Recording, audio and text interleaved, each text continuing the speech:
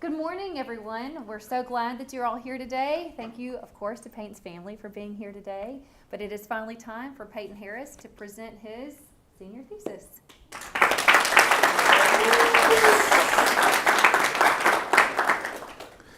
All right. My name is Peyton Harris, and I'm doing my senior thesis on the financial risks of college.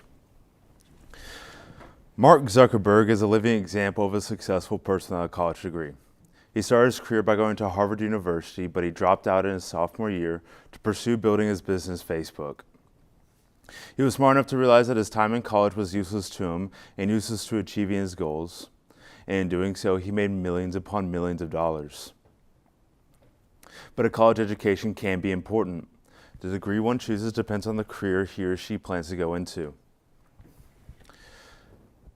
But college life is expensive and can be oppressing if one doesn't work hard enough to keep up with the expenses of life. You will see at times students taking what is often considered as free money.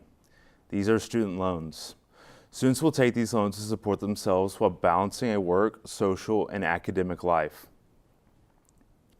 But some students get overzealous and end up taking out too much. And in doing so, they're setting themselves up to pay off the loans for the rest of their life.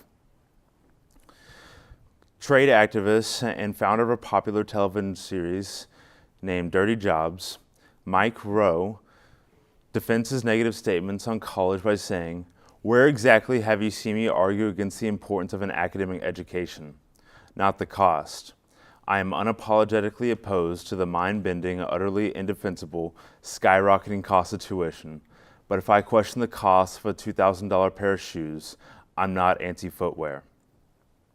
His only reason for denouncing college was because of the price, and he graduated twice, once from Towson University of Maryland and another time from the Community College of Baltimore County. If a student goes to college without a plan to pay off their student loans or ends up much deeper in debt than they imagined, they have ultimately fallen for the college scam, like in the case of Shanique Broom, a doctoral student at the University of Denver.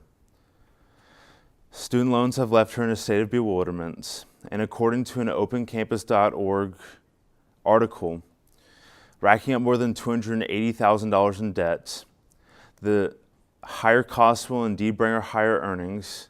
Right now, she doesn't have to pay off her student loans, but the payments look like a hole she might never crawl out of. No one should ever be in a student loan position that they cannot escape. There are jobs that do require college degrees.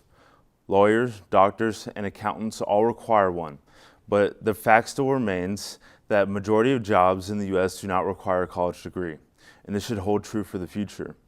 According to the U.S. Bureau of Labor Statistics, BLS projections say that 60% of jobs created in the 2020s will not require a college degree. There's a story by an ancient Greek slave storyteller named Aesop. In a collection of his stories called Aesop's Fables, he writes about a boy. He writes a story called Boy and the Filberts. A boy reached into a tree to grab some acorns, but when he tried to pull his hand out, he couldn't. People who were nearby told him, "Don't grab so much." He still held on, and another person said, "Just let them all go." The boy ignored these people and continued to struggle. This continued until a man came up to the boy saying, "Just let them all go and pull them out one by one." The boy thought for a moment and then accepted, taking his hand out with nothing and then picking out each acorn one by one. Colleges work in a similar way. Society pushes students to go into college or else they won't get good jobs, even if they go into debt over it. People will be on the outside telling you things like, "Just work harder, you can do it, take a couple loans." They're looking from the outside in, telling you to pick yourself up by the bootstraps. Refinancing companies will get involved usually, but it's actually a gamble if they help you or not. They can either give you a plan, like the helpful man of the boy, or they can try to make you pay off your loans for the rest of your life.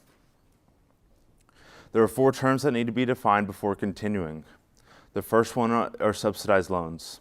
Subsidized loans are loans given by federally backed agencies that do not accrue debt over a short period of time because the federal government will pay for it. The second term are unsubsidized loans. Unsubsidized loans are loans also given by federally backed agencies. The difference being is that they accrue debt from the moment of borrowing. The third term are honorary degrees. Honorary degrees are degrees given by academic institutions based on discovery or achievement in a field of science. The fourth term is college. College is derived from a Latin collegium, meaning a group of people under a common set of rules. Con meaning together, leg meaning law. In the U.S., we place a high value on a college degree, whether that's a bachelor's or a PhD. So imagine you're a student that is fresh out of college and you're paying off your student loans and you're making your way through life. So only one problem is that your student loans are just a little too high. Each month you pay off your student loans like normal until you get hurt and you can no longer work at your job that you got through your internship at college.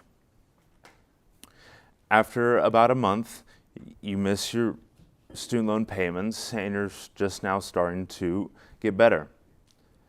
After a while, a debt collector hired by the bank will come to you saying that your credit score is going down and that you've defaulted on your student loan debt. Once you've defaulted on your student loans, you can no longer work your job that you had through the internship because you are no longer qualified and no longer have your college degree.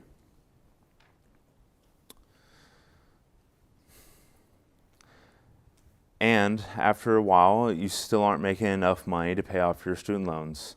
So the college sues you for the rest of your remaining debt. After they've broken you, taken all your money, you still have to pay off the debt each month as if you were still paying off the student loans. In colleges, there are students that are there to learn and be educated for their future careers. But colleges and teachers and administrations are not helping students. Charlie Kirk wrote The College Scam to emphasize the growing mistreatment of students within colleges and the American academic institutions.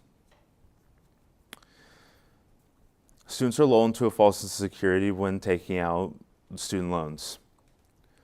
They are inundated with loan offers, and what 18-year-old can resist the offer of all that money for just a few mouse clicks? The loan systems are set up to be quick and easy, and students are enticed into a long-term debt agreement, borrowing money that they don't have at interest rates that they can't afford. So they are shackled into a 21st century form of indentured servitude. The colleges don't want students, they want slaves. And I would say that we shouldn't let students take out large loans without a financial advisor. The reason I say this is that the prefrontal cortex is still developing well into adulthood. It is the part of the brain that controls impulse control and reasoning. And the money available to borrow for an undergraduate degree is between $5,500 and $12,500 in an undergraduate school. This can add up to about $48,000. In a graduate school, a student can take out up to $20,500. Within a regular 4-year degree for each, a student can add up to $82,000 in just the graduate school. Overall, if a student plans to go to graduate and undergraduate school without counting interest or other kind of private loans that they might have taken, this can add up to $130,000. That's not including that each year the colleges raise their prices around 3 to 5%, outpacing inflation and family income. The story I just told about a man who defaulted on his student loan debts was a true story about a man named Michael Arcano, who defaulted on his student loans after being injured. He tried to refinance with refinancing companies, but he ultimately decided not to because he saw that he would only pay a little less for a lot longer. He said that the institutions just want their money and that they're only there to line their pockets. You might ask yourself, where does all the money go? Universities, lenders, and politicians are all becoming obscenely rich off of taxpayers' backs. And the college system is benefiting off of middle-class students. Another thing that is mentioned that is detrimental to the students is that this debt cannot be discharged. It being federally backed means it is immune to bankruptcy debt relief. Students are targets of colleges, not beneficiaries. They have formed themselves into a crooked business where the students are customers to be stolen from. So imagine you're a student, a different student, that goes to college. They get out and they have a good job they're sharing an apartment with their friends to split the cost of it. They only drive when they need to. They're saving as much money as they can. Then they get injured, but the difference is at this time, the job they have will cover the cost of the medical bills, and they can make it through their college payments without any hardship. They have the perfect job, the perfect circumstances, and the perfect friends. Sometimes they refinance because people get behind on their student loans sometimes. It happens. Many students will ask themselves if this story is true for them. But it usually isn't true. Most students will look at their student loans and realize that they can lower their student loan payments, but they're not looking at the interest rates. The lowest student loan payment on a $5,500 loan is $50 a month. If you pay $50 a month on a $5,500 loan, you will be paying off that loan for 12 years. And that's from 1 year of student loans. You're going to be taking out, if you continue to take out student loans each year, this can turn into a 40-plus year payment plan. You can try and consolidate your loans, which means putting your loans together into one big loan, which means you will have a higher monthly price, but with a lower interest rate. I would say do what's best for you. If you think you can finance a bigger loan, then do it. If you think you can balance 4 smaller ones, then do it. Before going to college, weigh your options. Do you think that your dream job that you want will require student loans or a college degree, or can you do it without one? Take advantage of scholarships and free money that the government gives you, and take advantage of full ride scholarships and jobs that will pay for you to get your education. Just be careful of colleges that will try to steal your money, and ask yourself, is college really worth it?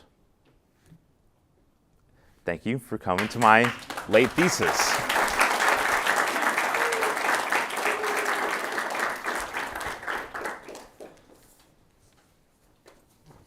This is where I do questions, right? Okay. Well, good job, Peyton. Thank you. I'm glad your surgeon went to college. Me too.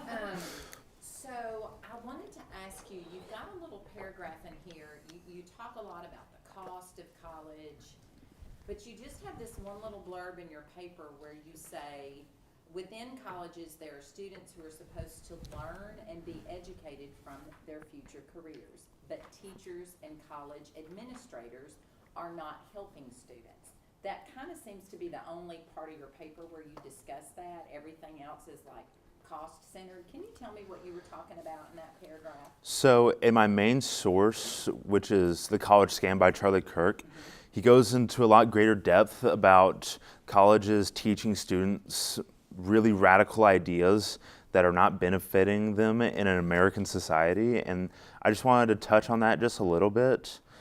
And I'm glad you asked. Well, good. Thank you.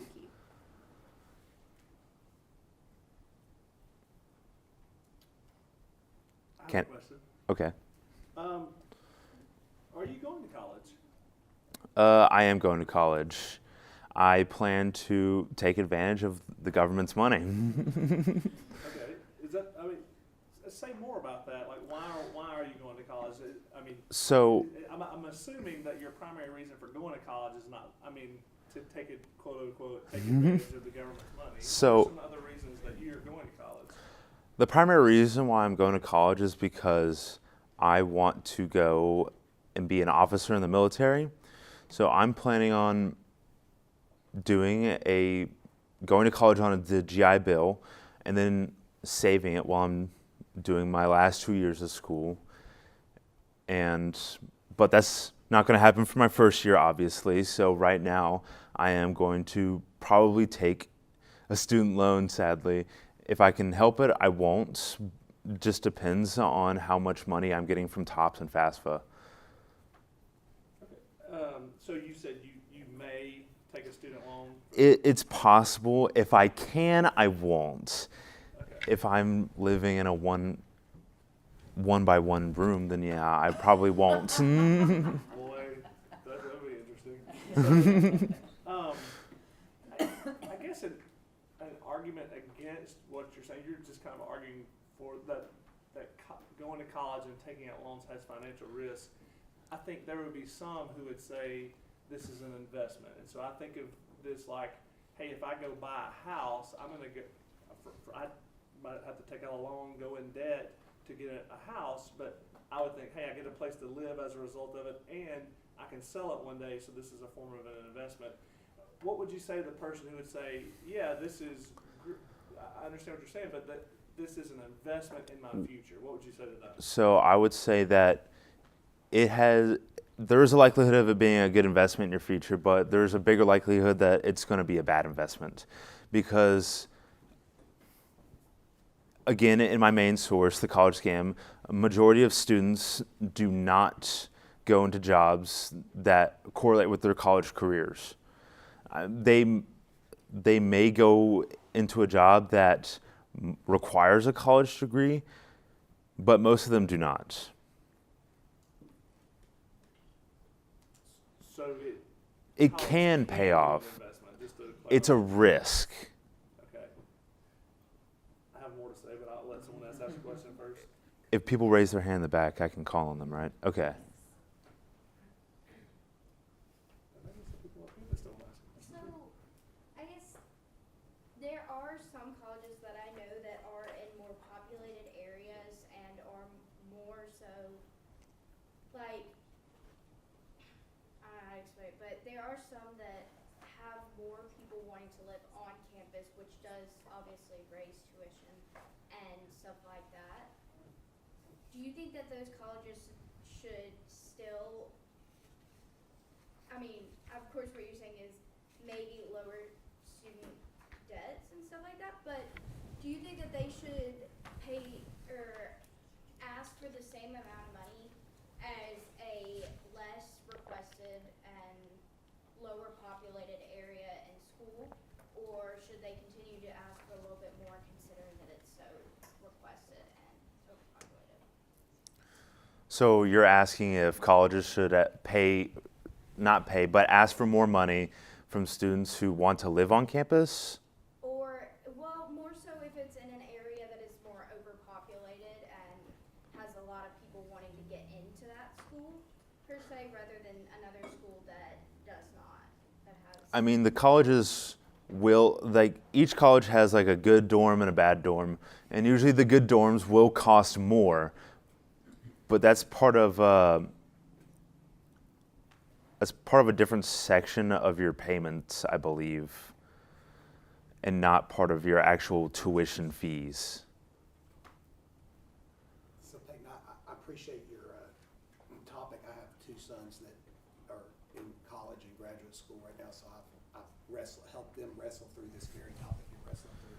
One thing I found that I want to get you to comment on is there seems to be a pressure placed on graduating seniors to go to the most prestigious or highly ranked or well thought about college that you possibly can get into, even though there are like colleges that are more affordable and won't lead to this type of debt, and yet you can still get a college education. I wonder if in your research, if you found that to be true. I have found that that colleges, like the Ivy League schools, are really expensive, but that's just from the reputation. Colleges with higher reputations will have, afterwards, will have a higher hiring rate. Like Harvard Law has like a huge amount of success rate of people going into law school. That, I would say, is, I guess, linked with Mr. Drotti's question of it being an investment.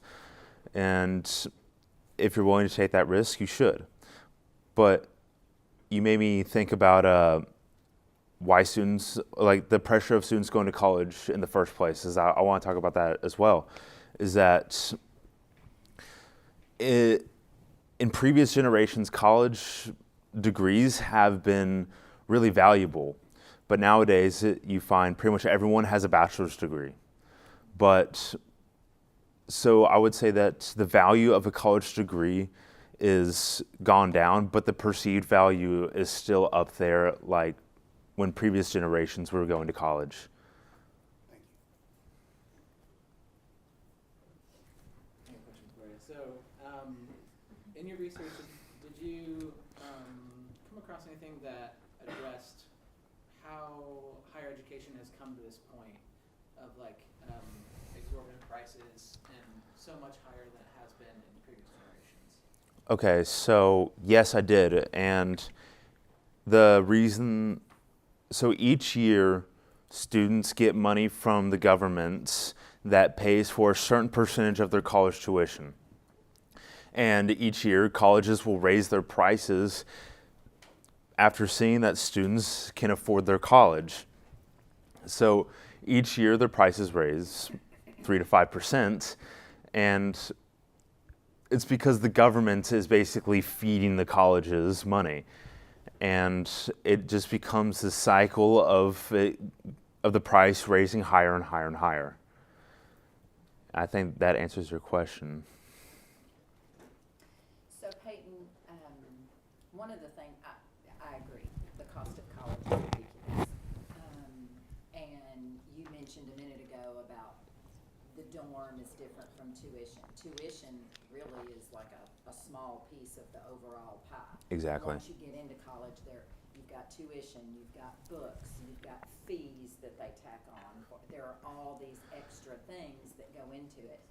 And talking about the government giving money, this is something I've wrestled with a lot. In Louisiana, TOPS is awarded to students if you meet all these criteria. And I think how much money has been wasted when you look at the percentage of kids that get TOPS that don't finish college. Do you have any thoughts on what we can do to remedy that? Do you think that there should be stipulations put on those who can receive TOPS? So I wouldn't say put stipulations on those who can receive TOPS. I would argue that colleges should not raise their prices. And I'm pretty sure that the federal government has, in some cases, stopped colleges from raising their prices each year because they've been raising it. And I would need to do more research on that, but because I'm not sure exactly where, in which cases it's worked. but some colleges have been reprimanded by the federal government for raising their prices each year. I have a question. So it sounds to me like you are highlighting financial risks of going to college. It sounds to me like you're not saying don't go to college, and I'm saying that because you are going to college. But so then my question is, what would you recommend to graduating seniors? What are some things you're actually advocating for and recommending? I am probably going to advocate for going into a career. My grandfather Pops Curtis did not go to college, and he was on the railroad for I think over 40 years, and right now he's living very comfortably, and even through financial struggles that he had a couple years ago, he's doing just fine and has little worry. I would say go and get a real career the first out of the gate. Are there any additional steps, like besides be a railroad man? No. For the rest of us? No, I say do it. Mm-hmm. Be a railroad man. Okay. Mm-hmm. Okay. Thank you. Well, I would say trades in general should be focused on more in the U.S. because right now we are having a decline of. I'm not meaning this in a mean way, but boomers are retiring from their. But they're retiring from their trade jobs because they're at retirement age, and they make up a large amount of people that are working trades. Yeah, that's good. They And also have a different work ethic.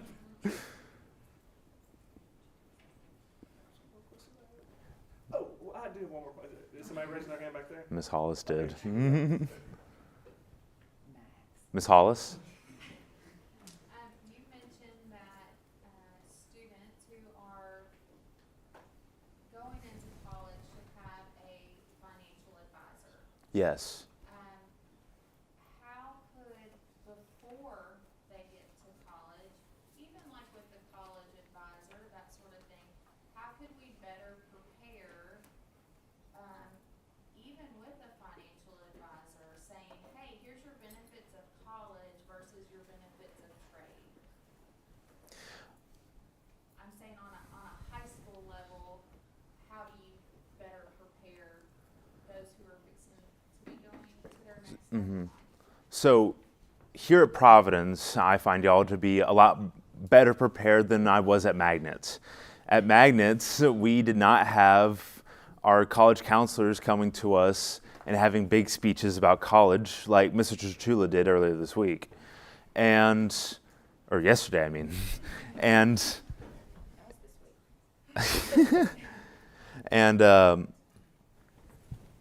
I just find that this school is a lot more prepared for students going to college. And I would say that students that are in college, I'm not saying go pay for a financial advisor like that gets paid to do it. I'm saying that you should ask your parents, your grandparents, family members, friends who have taken college loans about taking one out, because they know the reality of it and they probably understand the numbers much better than you do. And I saw Max. So, does everything you say also apply to medical school? And Yes, these apply to graduate schools. And I did talk about graduate schools and the cost of that just briefly, but obviously they're going to cost more than an undergraduate school.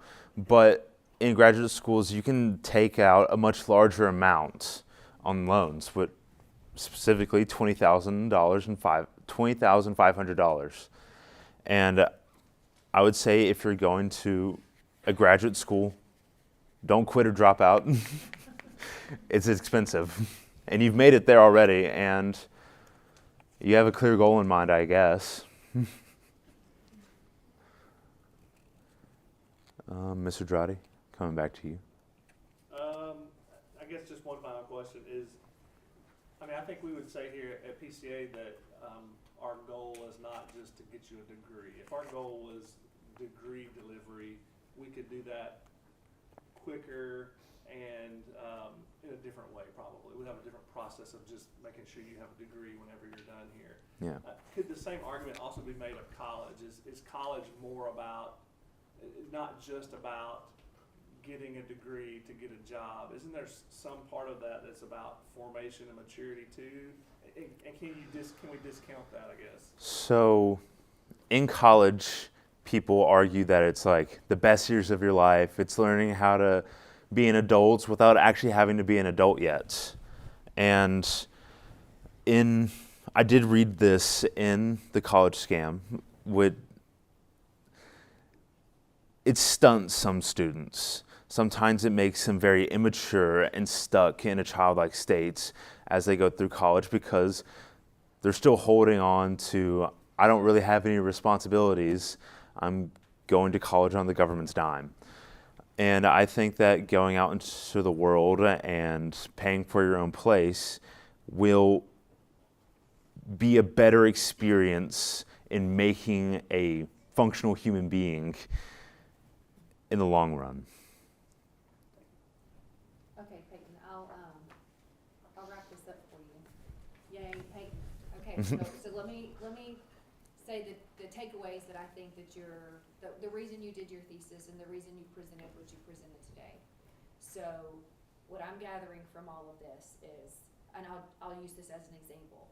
So when I graduated from college, I became a teacher. Okay, I married a fireman.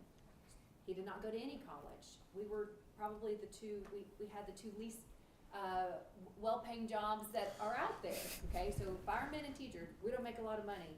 So we didn't have a lot of income, but we didn't have any debt. He didn't have any debt, I didn't have any debt. So little by little, we could save a little and save a little and save a little because we were not putting it towards interest. Mm-hmm. So I think that's what I hear you saying. Yeah. Debt bad, income good. Okay, so these are things Yeah. that we need to know from all of this. So I appreciate that, and I think it's important to highlight that when we're throwing our money to interest. We certainly aren't the ones making anything. It's somebody else making money off of our money. Mm-hmm. The last thing, so when you were practicing this morning, so I'll just let everybody know this. So we had a little conversation about advice that he'd heard from his, I believe you said it was your dad, and then I had some advice that I told you I heard from my grandfather. So my grandfather used to say when we were younger, the first thing you do with your money is you tithe your 10%. Obeying God's law is the ultimate. That's what we do first. Then you save 10%. Whatever that is, save 10% of it. Put it in the bank. And you spend the rest. Live off of that. And you and I talked briefly about living below your means, which I think is great advice that we can all take from this. Save our money, live below our means, and not have stress over financial burdens. So I appreciate you bringing to light all of your research. Very Thank good, you. Peyton. You're done. Yes.